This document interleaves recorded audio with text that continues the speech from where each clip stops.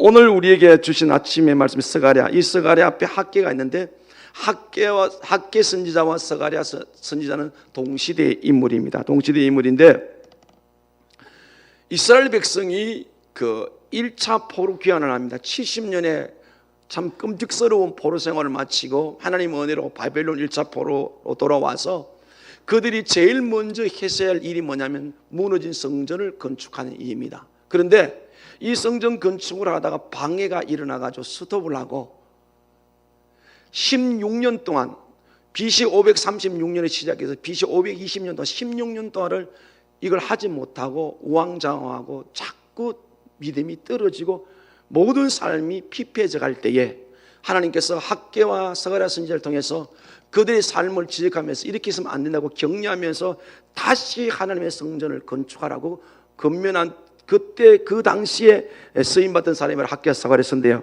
자, 그 시대적인 상황을 한번 보겠습니다. 학계서 1장을 보겠습니다. 바로 앞에 있습니다. 학계서 1장.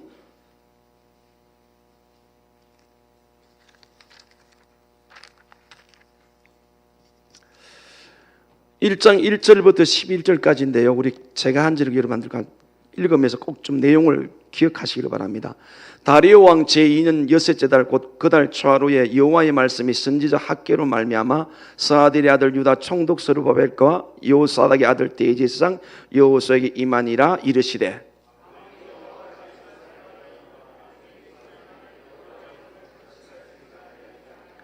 여호와의 말씀이 선지자 학계에게 임하여 이르시되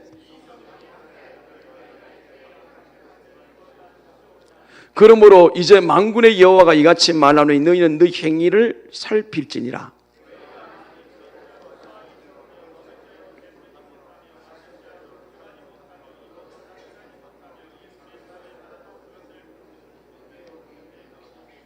만군의 여호와가 말하노니 너희는 자기 행위를 살필지니라.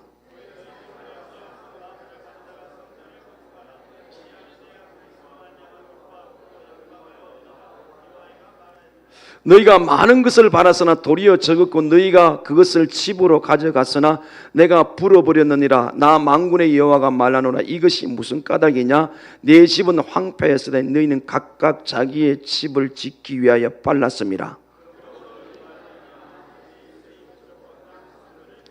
같이요. 내가 이 땅과 산과 곡물과 색 포도주와 기름과 땅의 모든 소산과 사람과 가축과 손으로 수고하는 모든 일에 한제를 들게 하였느니라. 아멘. 이 말씀에 비춰보면 하나님은요, 하나님 백성에게 화도 주시고 복도 주시는 분이에요. 그리고 생사하복의 주권자가 하나님이신 줄로 믿습니다. 우리뿐만 아니라 이 우주 만물을 창조 하나님께서 모든 권한을 하나님이 가지고 계시는데, 자, 이스라엘 남유다인데요. 이 통칭해서 제가 이스라엘 백성 이렇게 말씀을 드릴게요. 남유다가 바벨론 포로로 와서 이제 귀환해가 1차 포로 귀환해가지고 성전 건축이 제일 먼저 중요한 일인데 이 성전 건축을 하다 반대에 부딪혀서 하나님 때가 아니 됐다고 생각을 하면서 그냥 있는 것이 아니라 그냥 눈을 세상으로 돌리고 말았어요. 그래서 자기 집을 판백이란 말은 무늬를 이렇게 나무에다가 무늬를 막 호화롭게 하는 건데 너희 집은 판백한데 내 집은 황폐했다. 그러면서 하신 말씀이 내 행위를 한번 살펴봐라. 그래서 6절에 뭐라 그랬어요? 너희가 많이 뿌릴지라도 수확이 적으면 먹을지라도 배부르지 못하며 마실지라도 흡족하지 못하며 입어도 따뜻하지 못하며 일꾼이 삭을 받아도 그것이 구멍 뚫린 전대에 넣음이 되느라. 아멘. 여러분 안에 오늘 이 아침에 기쁨이 있습니까? 소망이 있습니까? 여러분의 살아온 삶의 수고에 대한 감사가 있습니까? 이 말씀에 비춰본다면 너희가 수고해도 빈고 고픈다 양의 문제가 아니에요. 그 원인이 뭐라고 말합니까? 내 집은 황폐했는데 너희 집이 빨랐다. 그러면서 하나님이 어떻게 건면합니까? 8절에 너희는 산에 올라가서 나무를 가져다 성전을 건축하라. 그리하면 내가 그것으로 인하여 기뻐하고 또 영광을 얻으리라. 여호와가 말했네. 아멘. 여기서 이 성전 건축의 의미는 오늘 우리가 다시 한번 영적으로 재해석하면은 내 신앙은 자꾸만 세상에 떨어져 가는데 세상을 쫓아가면서 세상의 것을 내가 만족하려고 세상의 마음 뺏겨 사는데 그러다 보니 내 안에 점점 기쁨이 사라져 가는데 그래서 네 행위를 정직하게 살펴보라는 겁니다. 성도는 하나님의 사람은 하나님 관계가 멀어지면 멀어질수록 궁핍하고 평안을 잃어버리고 기쁨을 잃어버린다는 겁니다. 그러면 다시 산에 가서 나무를 베어 집을 지어라. 그러면 9절에 뭐라고 말씀합니까? 너희가 많은 것을 받았으나 도리어 적은 너희가 그것을 집으로 가져갔으나 내가 불어버렸느니라. 나 만군의 여호와 말하노라. 이것이 무슨 까닭이냐? 내 집은 황폐해서 너희는 각각 자기 집을 짓기 위하여 빨랐습니다. 성도의 신앙의 절대적인 변화만 원칙은 먼저 그 나라와 그 일을 먼저 구해야 될 줄 믿습니다. 내 영혼이 잘된 같이 범사가 잘되고 강건하리라. 이 순서를 깨뜨리면 여러분이 아무리 쏘가고 제가 아무리 노력해도 결과는 열면 아무것도 얻을 수가 없어요. 네 영적인 상태는 점점점 떨어지고 하나님과 거리가 점점 멀어지고 믿음으로 살리사님을 쫓아왔는데 그는 네 집 짓기에 빨라 세상 것을 취하기가 빨라는데 내가 어떻게 너를 도울 수가 있느냐. 오늘 이 아침에 이 9월 14일의 아침이 내게 다시 없는 생의 아침이라 생각하고 우리가 하나님과 다시 한번 뜨겁게 회복될 수 있는 은혜가 있기를 이제 소원합니다. 그래서 12절부터 다시 성전 짓기를 성전 재건축, 성전을 건축해서 격려를 합니다. 먼저 문제 진단하는 너희들이 왜 성전을 못 짓고 있느냐? 너희들의 시기가 아니라고 말하는데 물론 방해를 받았어요. 그래서 진짜 그게 원인이 정말 그러냐? 정말 할 수 없느냐? 아니라는 거죠. 나중에 살펴보면. 그 조그마한 방해에 부딪혀가지고 이게 아닌가 보라고 생각하고 뒤로 물러서 그냥 세상을 향해 가는 거예요. 편한 게 좋다는 거죠. 성도는 예수 그리스도 안에서 편안해야 될 줄 믿습니다. 오늘 아침에 스가랴서 10장 12절 말씀에 하나님을 의지하면 그거를 견고케 한다고 그러는데 그 하나님을 의지한다면 여호와 안에서라는 뜻이에요. 여호와 안에서 우리를 강하게 하시고 우리를 존귀하게 하신다고 그랬어요. 여러분 예수님 만났습니까? 하나님 자녀 맞습니까? 정직하게 여러분 대답하십시오. 교회 오래 다녀서 내가 그리스도인 것을 착각하지 마십시오. 분명히 예수 그리스도 만났다면 우리의 생애는 주님 안에서 살아가게 될 때 하나님께서 우리를 높여주시고 강하게 하시고 존귀하게 만들어주시는 줄로 믿습니다. 근데 지금 그들이 그렇게 안 살아가고 있다는 거예요. 그래서 돌아오라는 겁니다. 이게 이제 학개서에서 나타난 하나님께서 권면의 말씀인데요. 그렇습니다. 오늘 우리 신앙생활의 우선순위가 바뀌어져 있다면 여러분이 그리스도인이 맞다면 아무리 수고해도 결과는 아무것도 없습니다. 여러분 마음에 평안을 잃어가고 기쁨을 잃어가고 즐거움을 잃어가고 그렇다면 세상 기쁨은 잠시 잠깐 것인데요. 하나님 주신 기쁨은 영원하고 평안은 영원한데 내 마음의 삶의 의미를 잃어가고 있다. 참 마지못해 사는 것 같다. 억지로 사는 것 같다. 세상이 더 크게 보인다. 오늘 이 아침에 이 우선순위를 바꿀 수 있기를 주님의 이름으로 소원합니다. 여기 전제는 여러분의 자녀가 하나님 자녀가 맞습니까? 세상 사람 보고 한 말이 아니에요.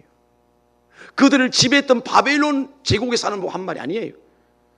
70년의 고난의 세월을 보내고 돌아온 그들에게 하나님은 하나님의 택한 이스라엘 백성을 통해서 세계 만방의 여호와를 알리기를 원하셨어요. 오늘 마찬가지 70억 가운데 진정한 그리스도인은 정말 얼마 안 됩니다. 그런 우리를 통해서 하나님은 세상 모든 만방에 하나님의 이름을 높여 드러내기를 원하시는 줄로 믿습니다. 그것이 우리가 이 땅에 살아갈 하나님이 허락한 삶의 가치라고. 그런데 이게 바뀌어져 있다면 왜 내 안에 기쁨이 없지? 왜 자꾸 삶이 무거워지지? 우선순위가 오늘 이 아침에 여러분의 작심한 결단 속에서 그 나라 그 일을 먼저 구하는 은혜가 있기를 주님의 이름으로 간절히 축원합니다. 하나님께서는 그들의 잘못된 삶을 지적하면서 이제 그 학개와 스가랴는 동시대 인물이었고 에스라 5장에 조금 더 살펴보면 그때 보면 두 사람이 와서 성전 건축을 다시 하라고 권면하는데 자 오늘 본문이 이제 쭉 말씀하면서 두 가지 환상을 보여줍니다. 그 순금 등대와 그 다음에 그 감람나무인데요. 순금 등잔대와 그 두 감람나무인데 5절에 이제 내가 말하는 천사가 대답해 이르되 내가 이것들을 무엇인지 알지 못하냐 하므로 내가 대답해 내 주에 알지 못하냐. 처음에 보여준 순금 등잔대는 다시 성전을 건축하라는 사인이었습니다. 그렇게 말씀하시면서 하나님께서 스가랴에게 뭐라고 했냐면은 스룹바벨을 향하여 스가랴가 말씀을 받아 스룹바벨에 뭐라고 말하냐면은 6절 같이 읽고 시작. 그가 내게 대답하여 이르되 여호와께서 스룹바벨에게 하신 말씀이 이러하니라. 만군의 여호와께서 말씀하시되 이는 힘으로 되지 않으며 능력으로 되지 않으며 오직 나의 영으로 되느니라. 아멘. 성전 건축이 멈춰진 데 대해서 혹시 너희들이 내게 이런 능력 힘이 없어서 안 된다고 생각할지는 모르겠다. 아마 그런 마음이 가졌을 가능성이 많아요. 포로로 돌아왔기 때문에 큰 재물이나 그런 능력이 없었어요. 군대 힘도 없었어요. 그러니까 낙심하는 거예요. 나는 이런 조건을 갖추지 못해서 내 인생이 안 되나 보다. 그런 그들에게, 그 낙심한 그들에게 오직 나의 영으로 된다. 이게 뭐예요? 하나님의 능력으로 된다. 할렐루야. 성령의 능력으로 된다. 할렐루야. 이 아침에 여러분이 삶에 무기력해지고 나는 안 되나 보다 약해져 있다면은 힘이 든 능력이 없다고 생각하지 마시고 오직 성령님이 나를 도우시면 나는 되는 줄로 믿습니다. 그게 내게 능력 주시나 내가 뭐든 할 수 있다. 그 말씀이에요. 무엇 때문에 안 되느냐? 세상의 힘이 없어서 아니 되는 것이 아니라 내가 너희를 도와줄 수 없어 나의 도움을 받지 못해서 지금 이 성전 건축이 중단됐다는 걸 알지 못하느냐? 이런 뜻도 포함하겠단 말이에요. 그래서 여기서 힘이란 말은 힘과 능력은 유사한 거의 비슷한 말입니다. 비슷한 말을 쓰는데 굳이 구분하자면 여기 힘은 군사적인 세력이나 경제적인 힘을 말하고 그 다음에 능력은 개인이 소유한 내가 가질 수 있는 환경적인 객관적인 힘을 말하는데 그러니까 앞에 힘은 더 사이즈가 크고 뒤에 있는 능력은 똑같은 유사한 의미가 있지만 내 개인에게 나타나는데 이 두 가지가 없어서 안 되느냐? 내 부모나 내 환경이 어떤 환경에서 나는 이런 배경이 없어서 그런데다 더더구나 난 내 힘도 없어 이래서 안 된다. 이거는 그리스도인이 아닙니다. 내 배경이 아무것도 없을지라도 내가 아무 능력이 없을지라도 나를 구원하신 하나님은 모든 것을 할 수가 있는 줄로 믿습니다. 오늘 이 아침에 처져진 여러분 삶이 다시 일어서기를 주님이라 축원합니다. 그거 없어도 괜찮다. 오직 나의 영으로 가능하다.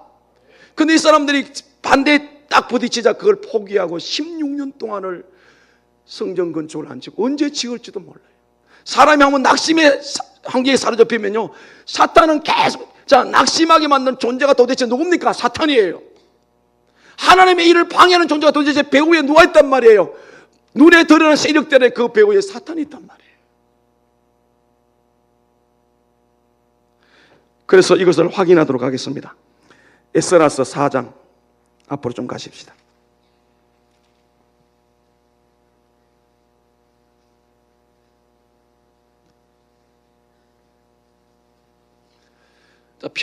사장을 3장을 펴놓고요. 하나님께서 스가랴와 학기를 통해서 지쳐져 있고 아무것도 할 수 없다고 낙심하는 그들에게 너희들이 세상에 힘이 없어서 안 된다고 말하지 말아라. 성도의 삶의 승리는 세상의 조건과 세상의 능력이 아니라 내가 너희들에게 은혜를 주고 능력을 할 수 있다. 오늘 우리가 우리 삶의 무익한 이 삶 속에서 늘 눈에 보이는 가시는 걸 바라보며 낙심한 것에서 주님이 나를 도와주시면 됩니다. 이 강력한 믿음으로 일어선 은혜가 있고 이 악한 원수 마귀가 사탄이 우리가 원래 마귀의 자식이었지 않습니까? 저주받은 마귀의 자식인데 진노의 자식인데 하나님 우리를 그 속에서 구원했을 때 이 구원에는 하나님 우리를 자녀를 삼는 그는 사탄은 방해할 능력이 없어요. 이미 십자가에서 그가 예수님 십자가를 지시면 그 머리가 상해서 아무런 능력이 없는데 그러나 아직도 그 하나님의 허락하에 존재는 있지 않습니까? 있는데 성도가 삶에는 승리 못하도록 온갖 방법을 자꾸 동원해 우리를 미혹하고 유혹하고 넘어지게 만든단 말이에요. 그러나 그 사탄의 어떤 세력도 이미 주님이 십자가에서 죽으셨다 죄값 다 치시고 부활하셨기 때문에 이 부활신앙으로 우리는 넉넉히 승리하게 될 줄로 믿습니다. 자, 바벨론 포로 포첩에 올라왔어요. 536년이 3장의 배경인데요. 성전 건축을 8절부터 시작하는데 그 뒤에 넘어서 11절, 12절, 13절 같이 한번 보십시다. 성전 건축을 시작한 그들의 마음이 어떤 상태에 있었는지 보여주고 있는데 같이 읽어요. 시작. 찬양으로 화답하며 여호와께 감사함이 이르되 주는 지극히 선하심으로 그의 인자심이 이스라엘에게 영원하시도다 하니 모든 백성이 여호와의 성전 기초가 놓임을 보고 여호와를 찬송하며 큰 소리로 즐거이 부르며 제사장들 레위 사람들과 나이 많은 족장들은 첫 성전을 보았으므로 이제 이 성전의 기초가 놓임을 보고 대성통과하였으나 여러 사람은 기쁨으로 크게 한숨을 지르니 백성이 크게 외치는 소리가 멀리 들림으로 즐거이 부르는 소리와 통곡하는 소리를 백성들이 분간하지 못하였더라. 아멘. 70년 만에 돌아왔어요. 하나님의 징계를 받았어요. 그러나 징계가 끝이 아니기 때문에 너희들이 다시 내가 포로로 해서 돌아와 자유인이 되게 하겠다. 그러면 제일 먼저 해야 할 일이 내가 너희도 함께하는 그 예루살렘의 성전을 지어라. 그 성전의 기초를 오면서 이들의 감격을 한번 보십시오. 그래서 12절에 뭐라고 말합니까? 제사장들과 레위 사람들과 나이 많은 족장은 첫 성전, 솔로몬이 지은 첫 성전을 보았어요. 근데 이 첫 성전은 무너졌어요. 하나님을 무시하고 멸시하는 그런 삶의 결과 그들이 그 대가로 바벨론 포로 붙잡혔어요. 다시 회복의 의미로 성전 지을 때 대성통곡을 했어요. 하나님 우리를 다시 돌아보시는구나. 우리를 다시 일으키시는구나. 이게 처음 성전을 보았던 사람만이 그러고, 근데 나머지는 잘 모르나 듣기만 해주니까 막 하나님의 성전이 지어지니까 너무너무 기쁜 거예요. 그러면서 13절에 뭐라 갔어요? 백성이 크게 외치는 소리가 멀리 들리므로 즐거이 부르는 소리와 통곡하는 소리로 백성들이 분간하지 못했다. 이 통곡 소리는 슬픔의 눈물이 아니에요. 하나님이 다시 내 인생에 간섭하셨군요. 다시 나를 찾아오셨군요. 다시 하나님 나를 붙드셨군요. 그래서 그 소리가 예루살렘 전도시가 진동을 하게 들렸어요. 이렇게 성전 건축을 시작했는데 4장에 보십시오. 바로 방해가 일어납니다. 시작 얼마 안 돼서 4장 1절 사로잡혔던 자들의 자손이 이스라엘 하나님의 여호와의 성전을 건축한 함을 유다와 베냐민의 대적이 듣고 스룹바벨 족장과 족장들이 나와 이르되 우리도 너희와 함께 건축하게 하라. 우리도 너희와 같이 너희 하나님을 찾노라. 아수르 왕의 에살핫돈이 우리 이리 오게 한 날부터 우리가 하나님께 제사를 드리려 하니 스룹바벨과 예수아가 기타 이스라엘 족장들이 이르되 우리 하나님의 성전을 건축하는데 너희는 우리와 상관이 없느니라. 바사 왕 고레스가 우리에게 명령하신 대로 우리가 이스라엘 하나님 여호와를 위하여 홀로 건축하라 했더니 아멘. 아무나 성전 건축을 하는 것이 아니라 하나님의 백성만의 성전을 건축하는 줄 믿습니다. 그런데 그때 북이스라엘이 멸망하면서 아수르의 잔존세력이 남아있는데 그들이 와서 우리도 같이 짓겠다는 겁니다. 왜? 들은 풍요를 했으니까. 오늘 교회 안에 예수 믿지 않는 사람이 많이 있는데 그들이 어떤 일이나 하나님의 상관이 없어. 우리가 짓겠다. 우리 홀로 짓겠다. 하나님이 이 땅에 하나님의 역사를 이루할 때 구원받은 하나님의 백성, 자녀의 백성도 일하시는 줄로 믿습니다. 그래서 처음부터 내가 되물었던 거 여러분 정말 예수님 만났습니까? 그들은 비슷하게 생각해서 같은 땅에 살고 있으니까 우리도 짓겠다. 아니다. 너희들은 지을 수 없다. 이렇게 그들이 요청해서 반대가 되면서부터 이 사람들이 당장 어떤 일을 저지릅니까? 4절에 이르되 이로부터 그 땅 백성이 유다 백성의 손을 약하게 그 건축을 방해하되 이제 방해가 일어났어요. 6절입니다. 또 아수르가 추기할 때 그들이 글을 올려 유다와 예루살렘 주민을 고발하니라. 그들이 방해로 끝나지 않고 지금 포로의 1차 포로 교환했지만 아직도 이 땅은 이제 바벨론이 메데바사의 멸망을 하고 지금은 페르시아, 역사적으로는 페르시아라고 해요. 페르시아의 통치하에 있으니까 페르시아 땅이 되어 있는 거예요.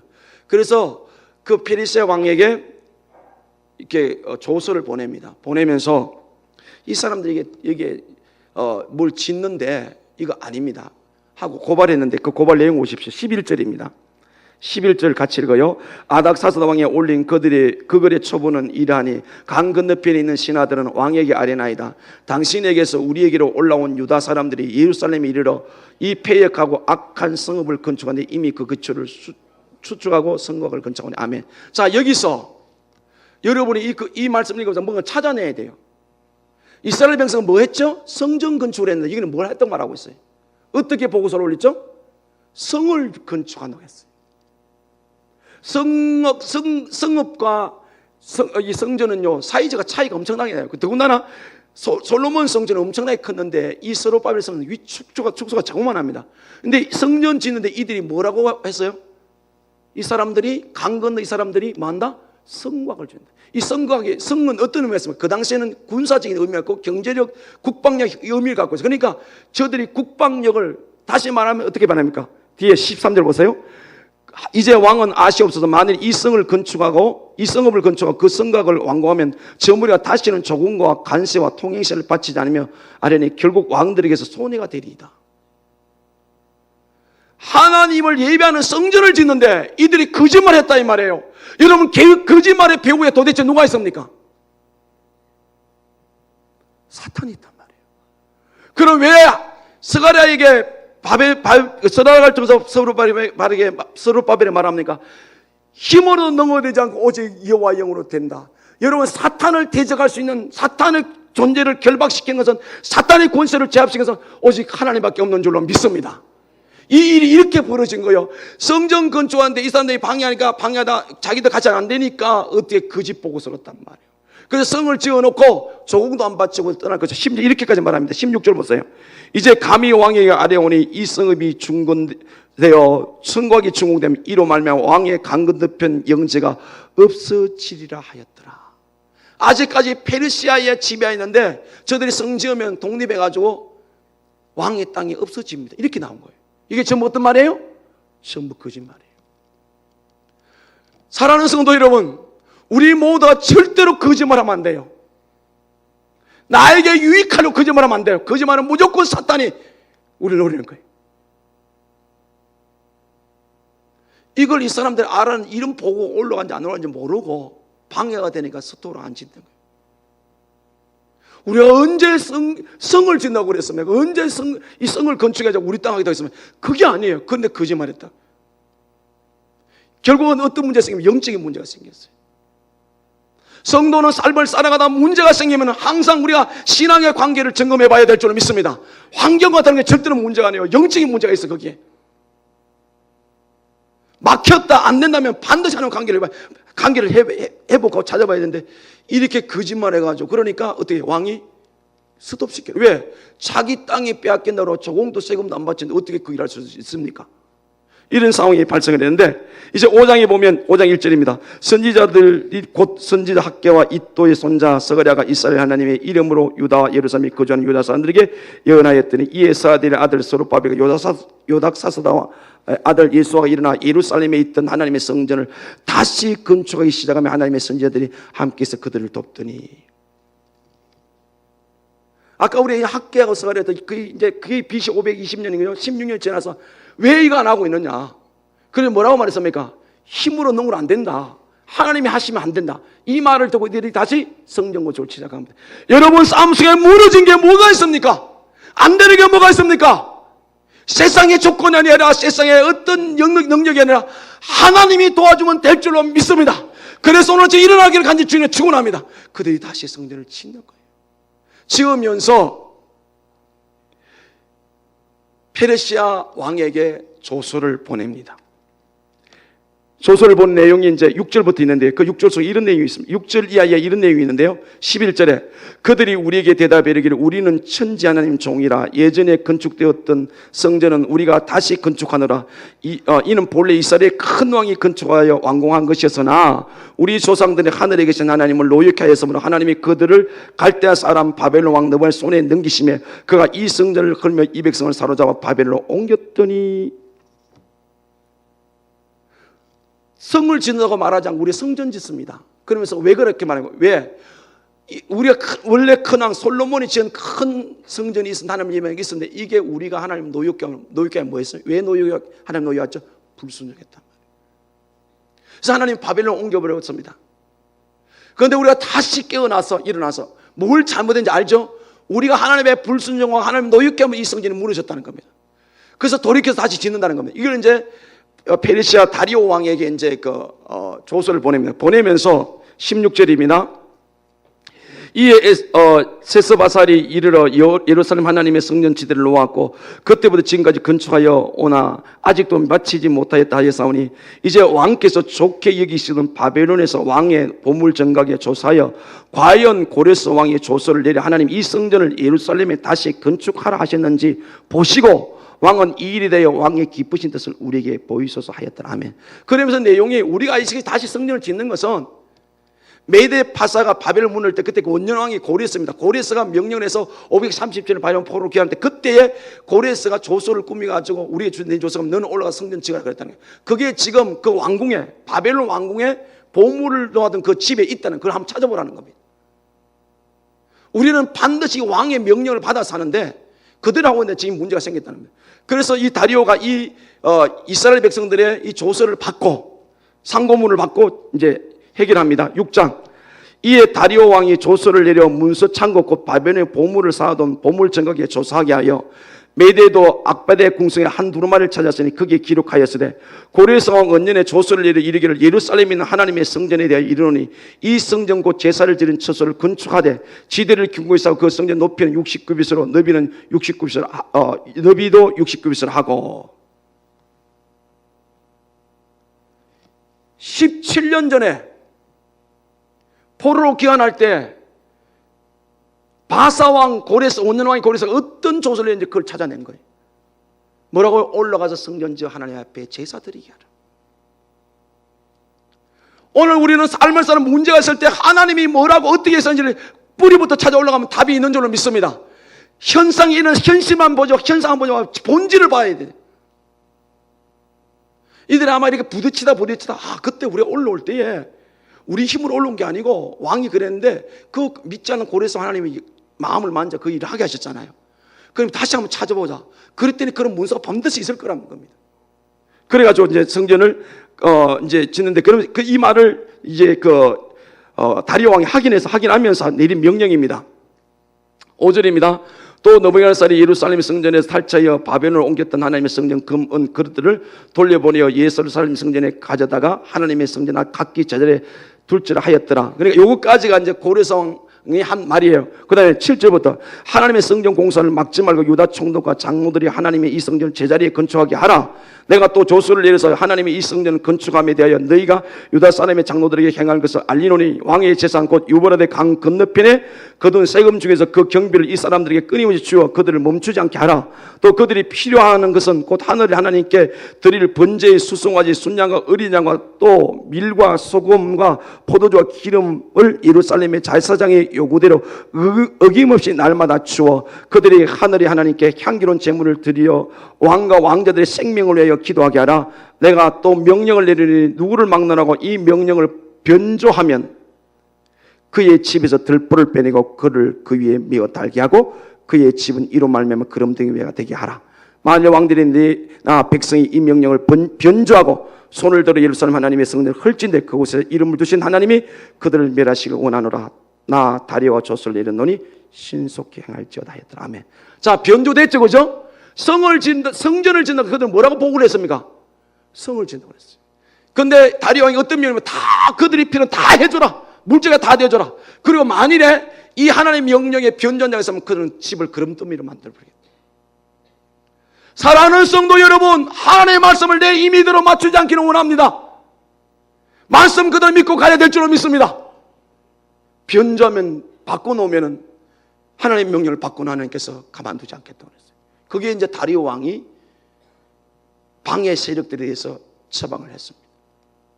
여러분, 이 다리오 왕의 마음을 누가 만졌을까요? 성령님이 하셨습니다. 사탄에 의해서 변조돼서 이건 성전이 아니고 성곽입니다. 이거는 당신을 대적하고 땅을 빼앗아서 당신에게 조공 받지 않게 하는 겁니다 하고 변조돼 거짓말을 했는데 그게 넘어가지고 16년 동안 성전 거쳐가지 못했던 하나님께서 다시 참을 수 없어 학교와 서가를 보내가지고 이 성전을 다시 재건케 하라. 그래서 인간의 조건이 아니라 세상의 가치관이 아니라 세상의 능력이 아니라 나의 영으로 된다. 할렐루야. 오늘 우리는 더욱 성령을 우리 안에 모시고 있기 때문에 성령의 능력으로 모든 것이 가능하게 되는 줄로 믿습니다. 그래서 그러면요, 성령님의 역사가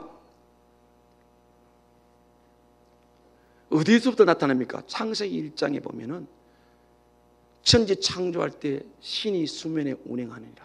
삼위일체 삼위 하나님은 천지 창조를 하셨습니다.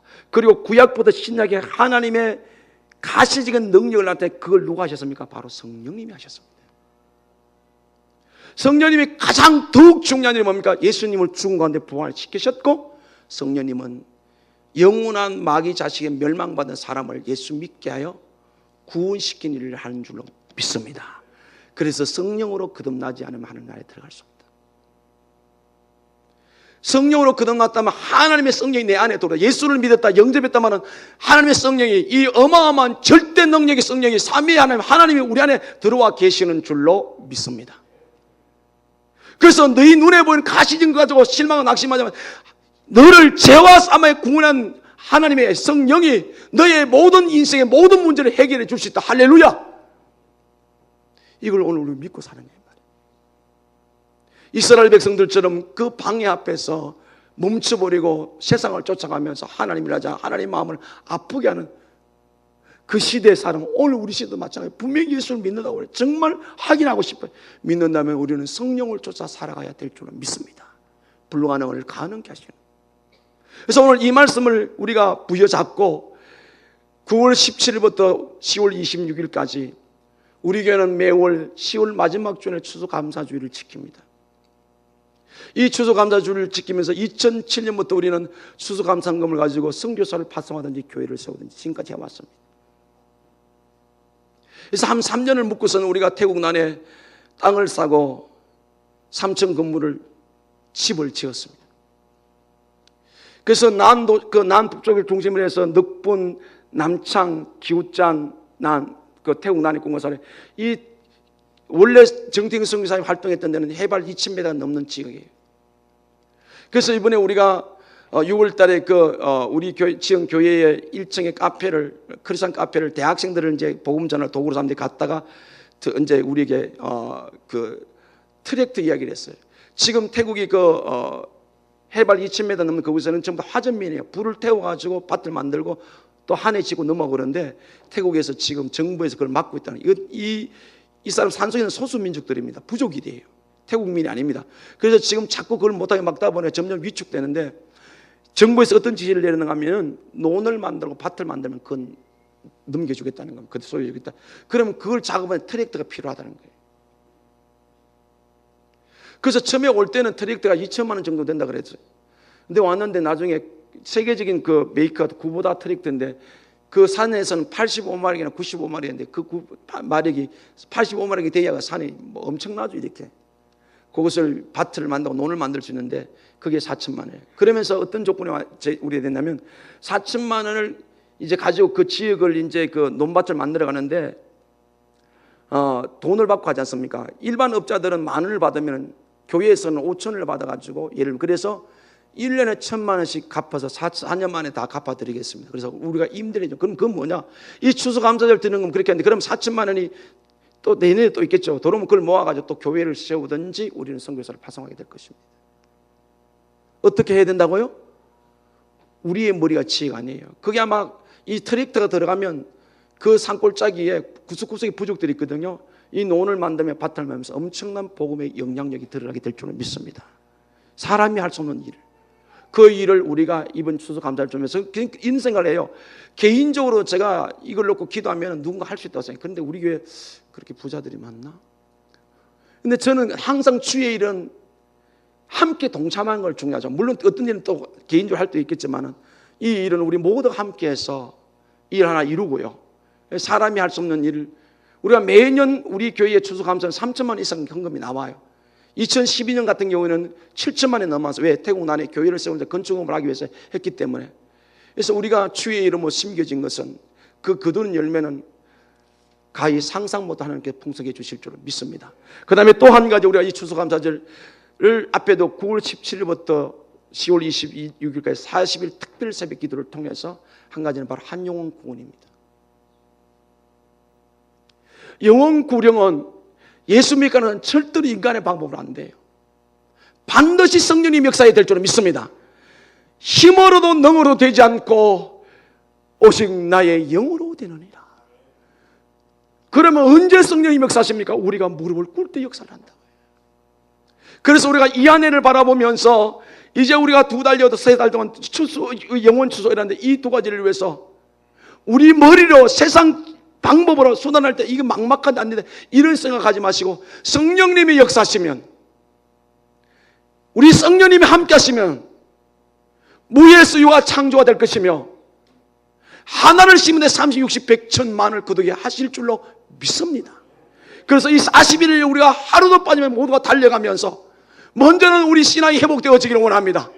한편 주님과 점점 멀어져가는 껍데기에 나온 우리 신앙이 주님과 절친하게 되어지게 하시고 내 영혼의 집이 내 영적 성전이 회복될 수 있게 주님이라는 소원합니다. 여러분 이 성전의 개념은 신약에 와서는 이 성전이 뭡니까? 예수 그리스도를 모신 사람을 성전이라고 그랬어요. 그런데 예수를 모신 내 마음이 내 영적이 점점 황폐해 가고 있는데 이건 제쳐놓고 세상의 것을 쫓아가고 있다면 이번 우리가 추수감사를 준비하면서 우리 안에 우리 영혼이 회복되는 은혜가 믿음이 회복되는 은혜가 있기를 간절히 소원합니다. 그리하면 모든 것 다 더하여 주실 줄로 믿습니다. 그러면은 오직 나의 영으로 성령님이 역사하도록 하기 위해서 세 가지를 해야 되는 거예요. 이스라엘 지금 여기 나타나는데 첫 번째는 회개를 해야 됩니다. 돌아와야 돼요. 내가 하나님을 떠나 있는, 예수 믿으면서도 저는 하나님의 말씀을 우선하지 않는 그 떠나 있는 것들. 자, 스가랴서 1장을 보겠습니다. 오늘 본문으로 돌아왔어요. 스가랴서 1장 보십시다. 1장 3절입니다.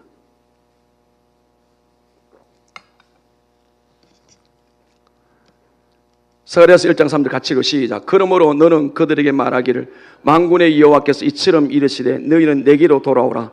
만군의 여호와의 말이니라. 그리하면 내가 너희에게 돌아가리라. 만군의 여호와의 말이니라. 아멘. 자, 17년 전에 예루살렘에 돌아왔는데 왜 또 돌아와요? 그들이 몸은 나와있지만 마음은 안 왔다면 오늘 이 자리에도 몸은 나와있지만 마음이 안 온 사람이 하나님이 우리에게 돌아오라는 거예요. 네가 돌아야 내가 돌아가겠다는 거예요. 오늘 한국교회 우리 교회가 우리 신앙이 이럴 수가 충분히 있어. 몸은 놓아야 마음은 전혀 다른 데가 있어요. 돌아오라. 이미 17년 전에 이 땅에 들어와 있잖아요. 돌아오라. 자, 8장 스가랴서 8장 1절 2절 3절 같이 읽어요. 시작. 만군의 여호와의 말씀이 임하여 이르시되 만군의 여호와 이같이 말하노라. 내가 시온을 위하여 크게 질투하면 그를 위해 크게 분노함으로 질투하노라. 여호와가 이같이 말하노라. 내가 시온에 돌아와 예루살렘 가운데 거하라 하니니 예루살렘은 진리의 성읍이라 일컫겠고 만군의 여호와에 사는 성산이라 일컫겠으리라. 아멘. 하나님이 회복에 대해서 다시 용기를 주면서 여기 질투란 단어가 두 번 나와 있는데요. 이 질투는 우리가 일반적으로 알고 있는 상대방을 미워하는 질투 아니에요. 이 원어가 가까운 뜻이 뭐냐면 열정, 뜨겁게 강한 열심을 말하는데 하나님이 내가 너에게 복 주시기를 너무너무 내 가슴이 뜨겁다. 그런데 안 되는 이유가 뭐예요? 안 돌아왔다는 거예요. 그래서 3절에 뭐라고 그랬어요? 여호와 이같이 말하노라. 내가 시온에 돌아와 예루살렘 가운데 가리니. 우리 삶이 우리 신앙이 제대로 돌아간 것은 하나님을 내 마음 중심에 모시고 사는 거예요. 이게 진실로 돌아온 거예요. 우리 안에 예수님 만난 그날도 우리 주님은 내 안에서 절대로 안 떠나갑니다. 그것으로 만족할 것이 아니라 내가 예루살렘 가운데 있겠다. 이번 우리가 추수감사절을 준비하면서 우리 생애 가운데 우리 주님이 내 마음 중심에 있기를 원합니다. 이게 무슨 뜻입니까?